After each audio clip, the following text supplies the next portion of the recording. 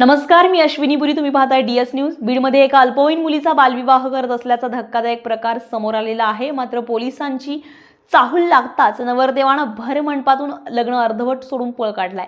या प्रकरणी 100 जणांवर गुन्हा दाखल झाला असून बालविवाहाला महाराष्ट्रात बंदी असून देखील अद्यापही छोट्या छोट्या गावामध्ये छुप्या पद्धतीने या घटना सर्रास सुरू आहेत.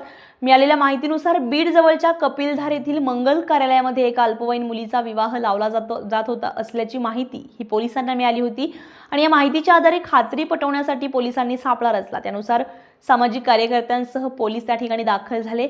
यावेळी विवाह सोहळा पार पडला होता, परंतु पोलीस आल्याचं पाहताच नवरदेवानं मात्र मंडपातूनच पलायन केलं. या सर्व प्रकारचा व्हिडिओ आता या संपूर्ण प्रकरणाचा व्हिडिओ समोर आला. या प्रकरणामध्ये बीड ग्रामीण पोलीस ठाण्यात वधूवराचे आई वडील, जवळचे नातेवाईक, वराडी मंडळी यांच्यासह कपिलधार देवस्थानच्या विश्वस्तांसह 100 जणांच्या विरोधात गुन्हा दाखल करण्यात आलाय. बीड जिल्ह्यामध्ये बालविवाहाचं प्रमाण अधिक असून हे रोखण्यासाठी पोलीस आणि सामाजिक कार्यकर्ते प्रयत्न करत आहेत. आता या प्रकरणात गुन्हा दाखल झाला असून पलायन केलेल्या नवरदेवाचा शोध पोलीस घेत आहेत.